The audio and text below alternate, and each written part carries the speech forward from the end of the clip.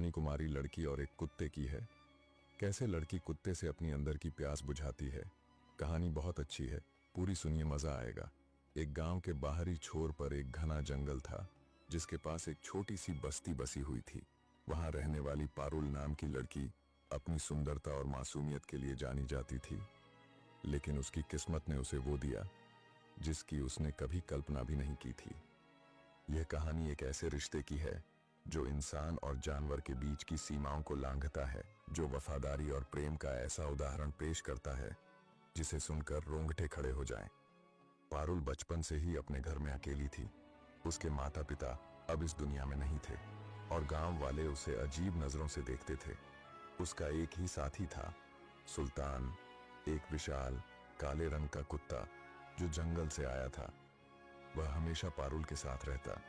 उसे जंगल में घूमने से लेकर घर तक छोड़ने तक हर जगह उसकी परछाई की तरह रहता। धीरे धीरे पारुल और सुल्तान के बीच एक अनकहा रिश्ता बनने लगा। वह उससे बातें करती, अपनी परेशानियां साझा करती और उसकी आंखों में एक अनकही समझदारी देखती। सुल्तान उसकी सुरक्षा करता और किसी को भी उसके पास फटकने नहीं देता।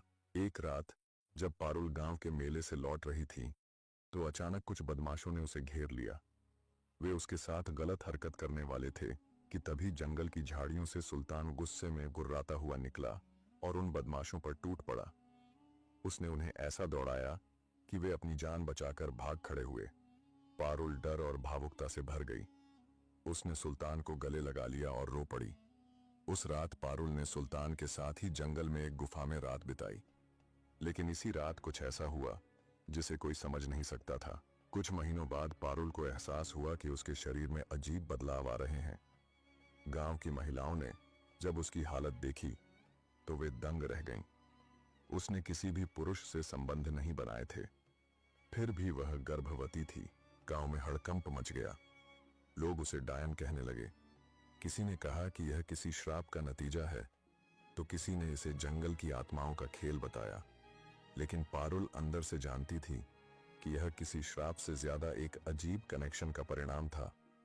उसने विचार किया कि अब वह गांव में नहीं रहेगी और वह अगले दिन सुबह को जंगल की ओर चली गई। अब पारुल गांव छोड़कर जंगल में रहने लगी। जब उसकी प्रसव पीड़ा शुरू हुई तो सुल्तान उसके पास बैठा रहा, जैसे सब समझ रहा हो। और फिर जब बच्चा पैदा हुआ तो सभी हैरान रह गए। वह एक सामान्य इंसान का बच्चा था, लेकिन उसकी आंखें बिल्कुल सुल्तान जैसी गहरी, चमकदार और भेदक थीं।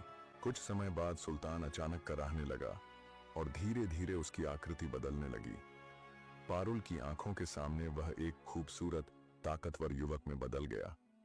वह कोई साधारण कुत्ता नहीं था, बल्कि एक श्रापित योद्धा था, जिसे किसी जादूगरनी ने सैकड़ों साल पहले कुत्ते का रूप दे दिया था।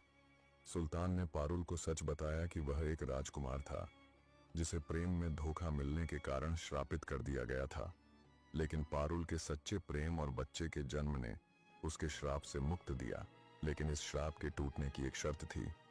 अगर सुल्तान फिर से इंसान बना तो वह ज्यादा समय तक जीवित नहीं रहेगा। यह जानकर पारुल की आंखों से आंसू बहने लगे और कुछ ही क्षणों में सुल्तान ने पारुल की गोद में अंतिम सांस ली। वह चला गया, लेकिन अपने पीछे एक निशानी छोड़ गया, उनके प्रेम का प्रतीक, उनका बेटा। इधर गांव वालों को जब सच्चाई का पता चला तो उन्होंने पारुल से माफी मांगी, लेकिन पारुल ने किसी से कुछ नहीं कहा। वह अपने बच्चे को लेकर जंगल में चली गई और वहीं रहने लगी। कहा जाता है कि पारुल के बेटे में भी सुल्तान जैसी अद्भुत ताकतें थीं। वह जानवरों से बातें कर सकता था और जंगल का सच्चा रक्षक बना। इस कहानी ने साबित कर दिया कि प्रेम की कोई सीमा नहीं होती। वह हर रूप में आ सकता है, चाहे वह इंसान के रूप में हो या किसी जानवर